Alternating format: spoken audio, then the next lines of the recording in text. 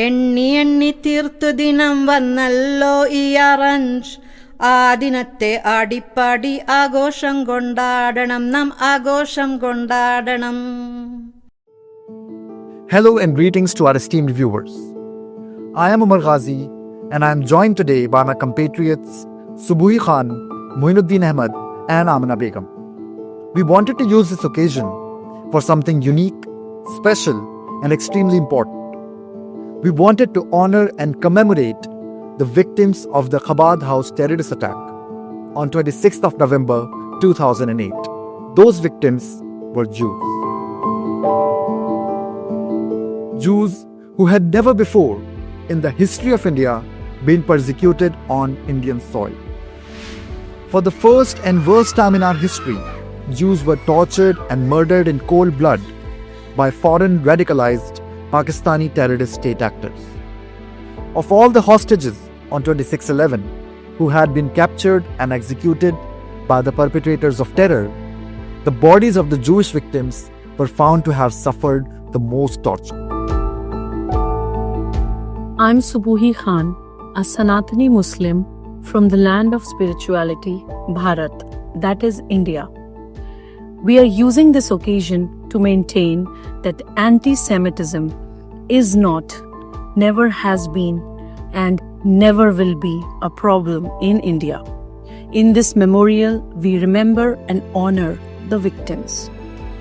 We then also remember the rich Jewish history of India, particularly the beautiful relationship that Indian Muslims share with Indian Jews and still share to this day. This special Jewish-Muslim relationship is something we deeply cherish, always have, and always will cherish. The victims of the tragedy were beautiful souls with beautiful and promising lives ahead. They had beautiful families, friends, and loved ones who were robbed of them. 62-year-old grandmother and mother of 4, Yocheved Orpaz, was on a holiday in India visiting her daughter Ayala and her 2 grandchildren. She was dropping by the Chabad House to thank the directors for helping her obtaining kosher food when the tragedy struck her, and her life was cruelly stolen away from her and her loved ones. May her memory be a blessing. Zichrona Livaracha. Norma Shoazblat Rabinovich. 49-year-old Norma was a talented artist, avid traveler, and a polyglot. She spent many months traveling India, especially mountains trekking. She was staying at Chabad House as a guest when the terrorists attacked it and brutally murdered her. She has been cruelly stolen away from 3 young children. May her memory be a blessing. Zichrona Livracha. When 37-year-old Rabbi Teitelbaum was brutally murdered, he left behind a young wife and a family of 8 children. At the time of his visit to India, he was supervising a mushroom processing plant that was doing a production run for a kosher food company. He died while praying inside the Chabad House synagogue. May his memory be a blessing. Zichrono Lifracha. 28-year-old Bent Zion Kruman had survived a deadly earthquake in China earlier in the year of 2008. But tragically, it was at Chabad House, Mumbai, that he would leave this world and his young family of a wife and 3 children behind forever. Kruman was on a visit to India at the behest of his friend Rabbi Teitelbaum to assist the latter with his work. When Kruman was found, it was in the library, slumped over an open Talmud. May his memory be a blessing. Zichrono Livracha. Rabbi Gabriel and Ravika Horsberg moved to India shortly after they married and opened the first Chabad House in Mumbai, commonly known as Nariman House.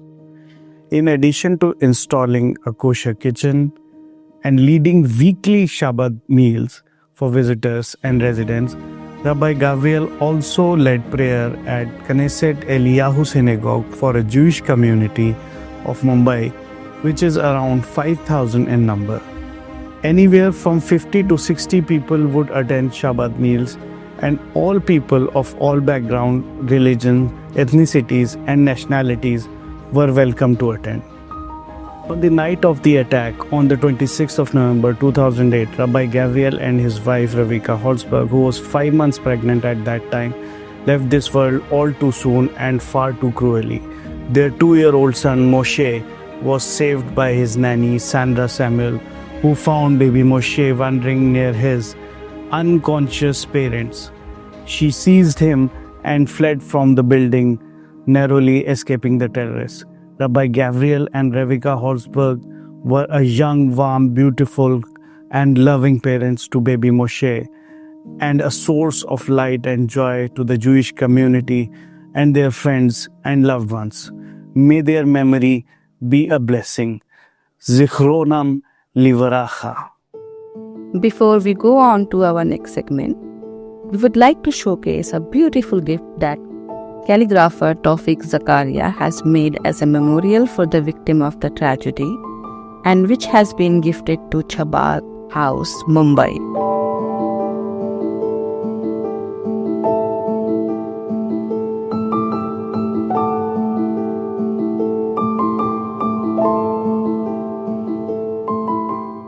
We are back, and this time we are going to do something a little different. This time we are going to go down memory lane and talk about the Jewish people and their rich history in India. We are then going to talk about how special and unique the friendship between Indian Jewish and Muslim people has been and still is to this very day. Jews have been in India for centuries, quite possibly millennia. Some Jews, such as the Bnei Menashe of Mizoram and Manipur, are even considered descendants of ancient lost Israelite tribes who went wandering away from the Levant thousands of years ago. What recorded history tells us is that some of the earliest Jews to arrive in India were the ones who fled Roman persecution and settled on the Konkan coast in around 175 BCE. These Jews are known as Bnei Israel Jew. The next small by comparison wave of Jews were the Najacoil Jews or St. Thomas Jews. These were Jewish followers of Jesus' apostle St. Thomas.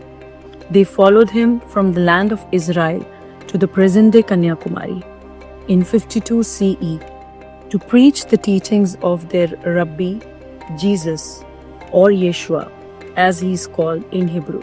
The next to arrive were the Cochin Jews, who were expelled from Spain by the Catholics in 1492 CE. Another wave of Portuguese and Spanish Jews fleeing the Spanish Inquisition arrived in India in the 16th century and settled down in Goa and Chennai. They were the Goan Jews and the Madras Jews. In 1839, a group of Jews fled persecution and pogrom in the city of Mashhad in Iran and settled in Punjab, where they were welcomed and protected by the Sikh Maharaja Ranjit Singh.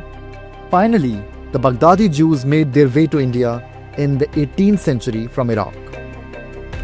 A second migration of Jews took place in the early 19th century as Dawood Pasha grew increasingly intolerant of Jews in Baghdad.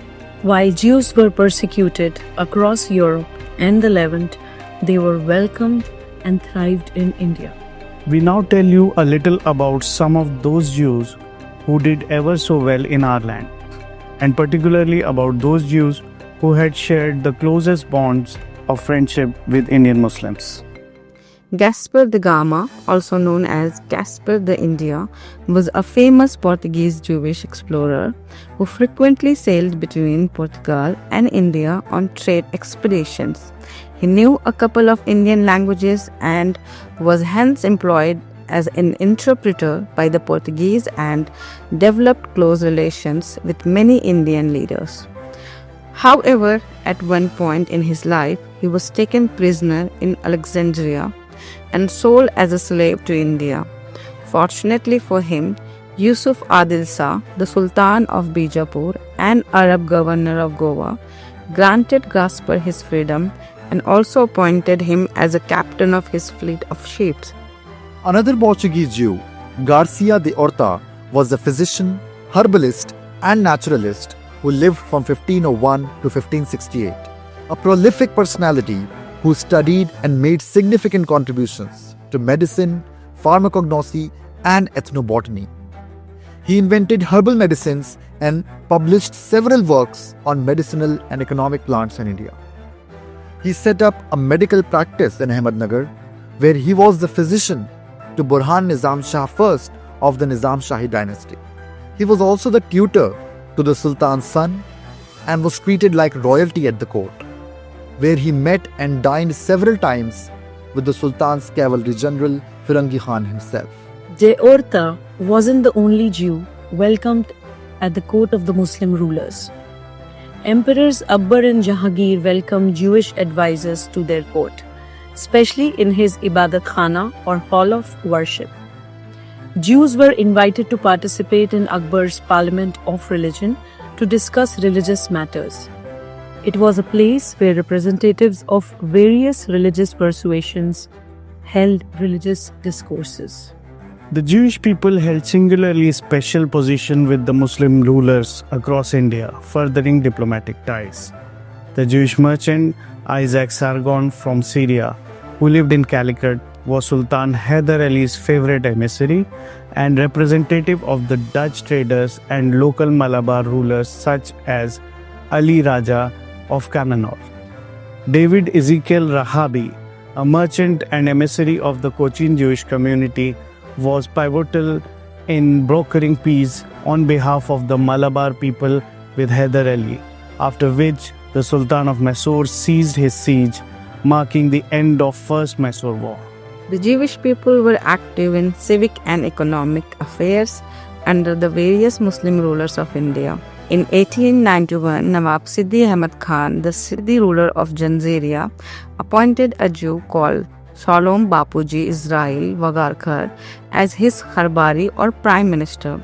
He was so popular with the Nawab's administration that he was bestowed the honorary title of Khan Sahab. Together, the Nawab and his Jewish Kharbari implemented reforms that transformed the state of Zanzira, enhancing crop productivity and state revenues. Communal harmony reigned, and synagogue, prayer halls, and cemeteries were built for the thriving Jewish community of Zanzira.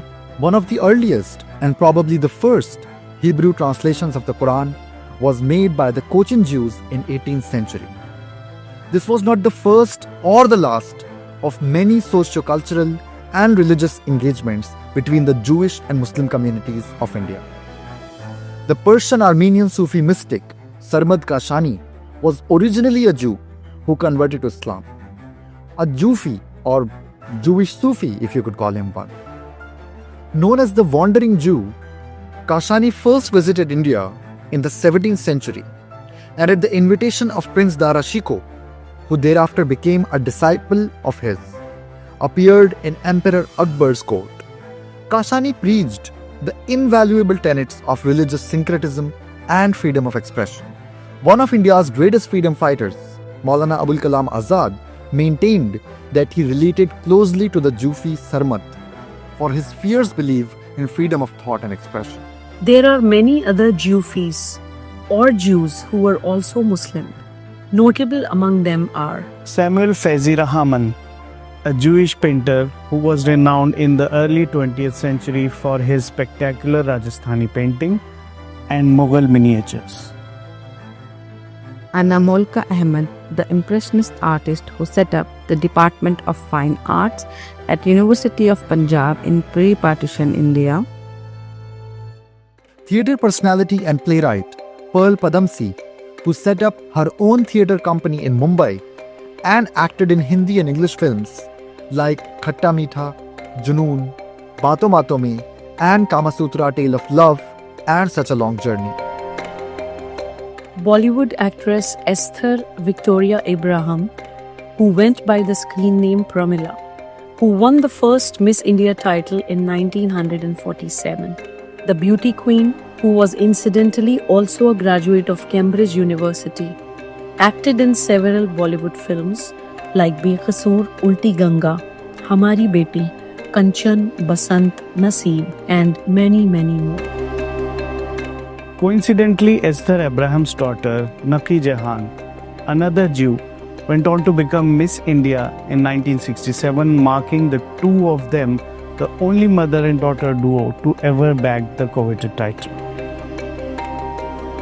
Abraham Zifi's son, Haider Ali, was a Bollywood star in his own right. He had starred in TV serials and in many movies such as Mughal-e-Azam, Shri 420 and Watan. And he was the writer behind Ashutosh Govidkar's landmark film Zoda Akbar. One of the most preeminent Jufis of our time is none other than Yusuf Hamid himself. He is the son of Muslim industrialist Khwaja Abdul Hamid, who was an active member of India's independence movement.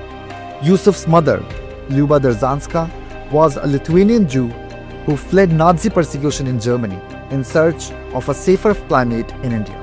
Popularly known by his moniker Yuku, Hamid is the billionaire CEO of Cipla, one of world's leading pharmaceutical companies. He has garnered much respect and recognition for his seminal research and tireless advocacy and intervention efforts for provisioning developing countries with critical medications to treat HIV/AIDS, tuberculosis, asthma, and other diseases. In 2005, the Government of India awarded him the Padma Bhushan, the nation's third highest civilian honor. The Jufi equation goes both ways. Just as many Jews engaged with and embraced Muslims, many prominent Indian Muslims were also monumentally influenced by Jewish people. The most significant testimony to Jewish influence in Muslim life in India is the contemporary modern art scene of India itself. In the 1930s and 1940s, many Jews fled anti-Semitism and Nazi persecution in Europe and came to India. Among them were Kathe Langamer, Immanuel Schlesinger, and Rudolf von Leyden. These three art connoisseurs and collectors had a major impact on the art movement in India and in promoting and launching the careers of Muslim artists like Maqbool Fida Hussain and Sayyid Haider Raza. Many Muslims in the Bollywood were also influenced by Jewish ethos and folklore. In 1958, Yahudi, meaning Jew, was a historical fictional drama about the persecution of Jews. It was written by Wajahat Hussain Mirza Changezi and was based on a novel by Muhammad Shah and starred people like Dilip Kumar or Muhammad Yusuf Khan, Meena Kumari or Mahjabeen Banu, Nazir Hussain and Nigar Sultana. Bollywood was the ultimate melting pot and mixing point of Jews and Muslims. Just like the Muslims of Yahudi, Jewish actors Vimla, Ezra Mir and Salochna played central role in Muslim-themed movies like Noor Jahan and Anarkali. Annie Samson was another Jew who had a major impact on the lives of Muslims. In 1939, she founded and became principal of Njumani Islam Saif Tayyib Ji Girls High School and Junior College of Art and Science in Mumbai. Today, the school has over 5,000 Muslim students. Samson was a fervent advocate and pioneer of education for Muslim girls. Joseph Horowitz was another Jewish academician and scholar who taught Arabic and Islamic studies at Aligarh's Mohammedan Anglo-Oriental College from 1907 to 1914. Along with teaching, he worked for the Government of India in compiling and translating over 12,000 Muslim inscriptions in Arabic and Persian from across India. Another Jew, Dr. Rachel Reuben, wrote the eloquent biography and tribute to Muslim naturalist and ornithologist Humayun Abdul Ali, the cousin of Salim Ali, Birdman of India. Dr. Reuben was one of the founding members of ICMR, Indian Council of Medical Research, Vector Control Research Center, and was also an executive member of the Bombay Natural History Society, where she struck a close friendship with Humayun Abdul Ali. Indian Jewish and Muslim communities have been living side by side and participating harmoniously in each other's religious activities in more than a few intimate ways. In early 20th century, Jabalpur had a very tiny Jewish community, one that was so small that the local Muslims of the town would join them in their New Year procession, dancing and rejoicing all the way from railway station to the Judah compound prayer hall, carrying the Torah, the holy book of the Jews, with them. In India today, with the numbers of the Jewish community dwindling to just a handful in many cities, many synagogues and cemeteries are now looked after by Muslim caretakers, without whom they would be neglected. Muslim families now look after the three major synagogues of Kolkata, Beth El, Magen David, and Neva Shalom. And the cemeteries of Kolkata, Bangalore, Cochin, and Mumbai are also in care of Muslims. Muhammad Abdul Yasin and his son are the only tomb engraver in Mumbai who engraved tombstone in Hebrew. But it is not only in maintaining and preserving Jewish monuments that Muslims are closely involved, they are also central to preserving and reviving Jewish traditions. All the good and Jewish bakery, Nahum and Sons in Kolkata, are produced by Muslim chefs. India's only teacher of Hebrew is a devout Muslim, Khurshid Imam, and the last of Jew of Cochin, Sarah Cohen, taught her Muslim caretaker and assistant, Taha, how to read and embroider in Hebrew to sell Hebrew embroidered handkerchiefs before she passed away. These are only a handful of innumerable beautiful relationships between Indian Jewish and Muslims that there are and have been over the centuries. This video has been an effort to remember the Chabad House victims of 26/11 and to bring people together. We hope you liked it and found it informative, edifying, and inspiring. Thank you for watching this video.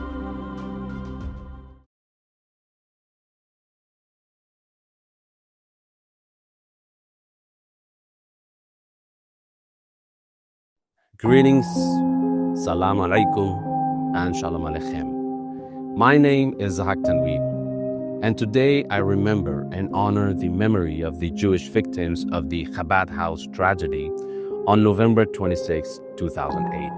Yocheved Orpas, Norma Chorazblad Rabinovich, Rabbi Lebish Tetelbaum, Benzion Kruman, Rabbi Gabriel Holzberg, and Rebetzin Rivka Holzberg. We honor their memory and the tragedy of their loss. Zichronam livaraha. May their memory be a blessing.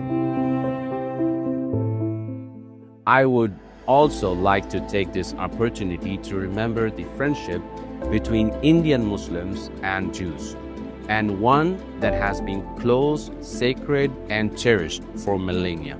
During the Second World War, when Nazis were hunting down Jews across Europe, Sir Mirza Ismail, a prominent political figure and Diwan, Prime Minister of Mysore, used his influence to extend support to persecuted Jews. Sir Mirza Muhammad Ismail Amin al-Mulk was an Indian lawyer, he was a politician, and he was a fervent patriot. In 1939, he invited a German Jewish architect named Otto Königsberger to Mysore and offered him the position of state architect and planner. Königsberger, an illustrious architect who had won an award in 1933 for his masterful design of the Olympic Stadium in Berlin, eventually fled Germany and went to Egypt as Nazi persecution intensified. His uncle was the Nobel Prize-winning physicist Max Born, who had also fled Germany for India.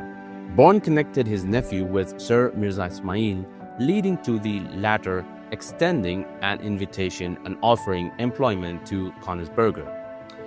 At the time, India was under British rule, and it was extremely difficult for Indians to invite foreigners without navigating great bureaucratic hurdles.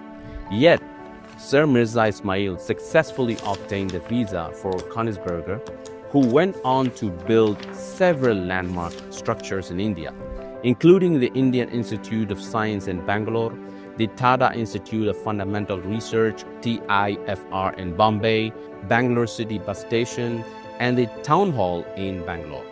He also designed the town plan for Bhubaneswar, the capital of Orissa, and contributed to the planning of Jamshedpur in collaboration with J.R.D. Tata. After India's independence, Konigsberger became Director of Housing for the Indian Ministry of Health between the years 1948 and 1951, helping to resettle refugees displaced by partition. He later became an Indian citizen. Another Jewish personality who came to India in the late 1930s at Sir Mirza Ismail's invitation was Maurice Friedman from the Jewish ghetto of Krakow, Poland. At Ismail's behest, Friedman established a factory in Bangalore to manufacture electrical appliances. Soon thereafter, he became a devoted disciple of Ramana Maharishi and a follower of Mahatma Gandhi, joining and actively participating in India's independence movement. It was Friedman who designed the charkha, the hand-operated spinning wheel for Gandhi, the very symbol of India's freedom struggle. Friedman also drafted the Constitution of Ond and helped over 72 villages in the drought-prone province rise out of poverty. He never returned to Poland, and tragically, his entire family perished in the Holocaust. Like Konigsberger, Friedman later became an Indian citizen.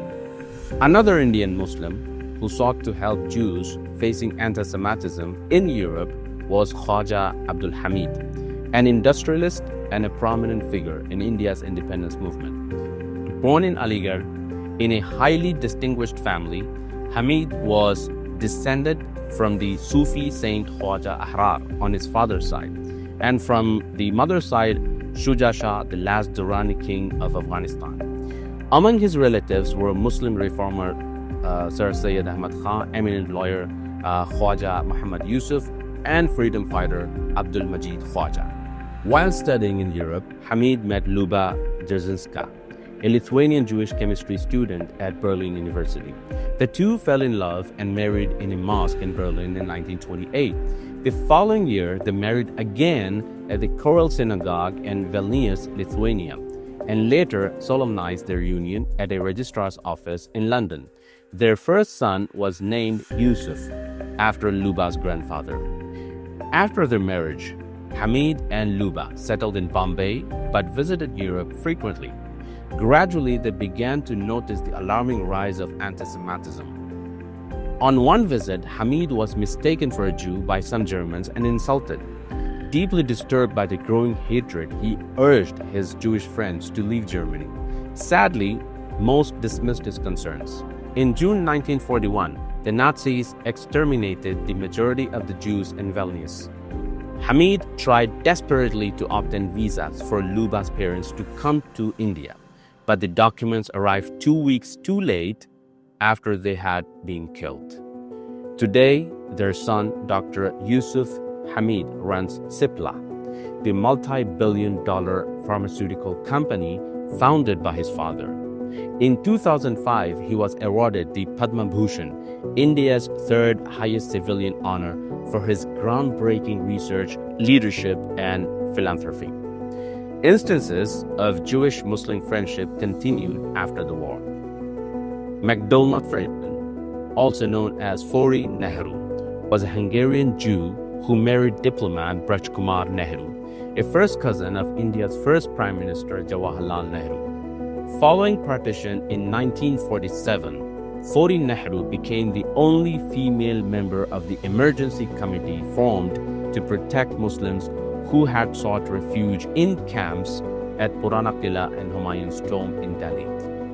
She worked tirelessly for their safety and rights, and she established an initiative to sell stitched and embroidered crafts made by refugee women.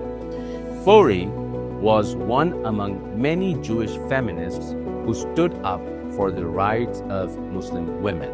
Others included Rachel Ashkenazi, the first female Jewish lawyer to practice in the High Court, and Regina Guha, one of the earliest feminist lawyers to demand that women be allowed to practice law. both tirelessly advocated for women in Parda to have access to legal advice. Many eminent Muslims supported these progressive Jewish women. Annie Sampson, a Jewish educator, was the founding principal of Anjuman-e-Islam School for Girls, hired by Badruddin Tayyibji, a renowned Muslim lawyer, politician, and champion of women's education. Similarly, three founders of Jamia Millia Islamia University, Zakir Hussain, Abid Hussain, and Muhammad Mujib, invited their Jewish friend from Berlin, Gerda Philipsborn, to help establish the university. While studying in Berlin, the three had introduced Gerda to Gandhi's philosophy of self-reliance and nonviolence. Inspired by their ideals, she left her wealthy family and successful opera career to move to India in 1932, joining Jamia in 1933. When she arrived, Zakir Hussain, who would later become the third president of India, introduced her to the children under her care, saying, "This is your Abajan, who has come from Germany. She will stay with you and look after you." Abajan means elder sister in Urdu. Today, Garda's grave lies in the Muslim cemetery of Jamia, inscribed in Urdu and English. Gerda Philipsborn, Abajan, April 30, 1895 to April 14, 1943. Served Jamia Millia Islamia from January 1, 1933 to April 14, 1943. Gerda, who initially knew no Urdu, became fluent in it and taught her students through the university magazine Bayam-e-Talim. That means Messages of Education. She encouraged them to write back about current events, creative writing, and global affairs. She cared for the children deeply, ensuring their hygiene, organizing crafts, and nurturing their emotional well-being. Gerda became Zakir Hussain's personal advisor, and her influence was profound when Gandhi appointed him in charge of India's basic national education plan. A month before her death, Hussain dedicated his book Talimi Khutbat, Educational Addresses, to her, and he wrote to Abajan, Gerda Philipsborn, "Abajan, the last pages of this book have just been printed. Whatever I have said and the way I have said it reflects your influence.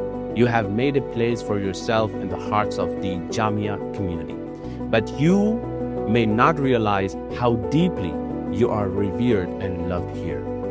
These beautiful stories reveal that Indians have never harbored antagonism toward Jews.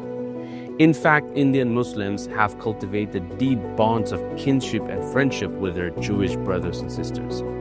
The list of such encounters is endless, but I hope I have succeeded in conveying the spirit of this enduring friendship, one that has existed for centuries and will continue for generations to come. Thank you for watching and for appreciating this story of eternal friendship. Salam and Shalom.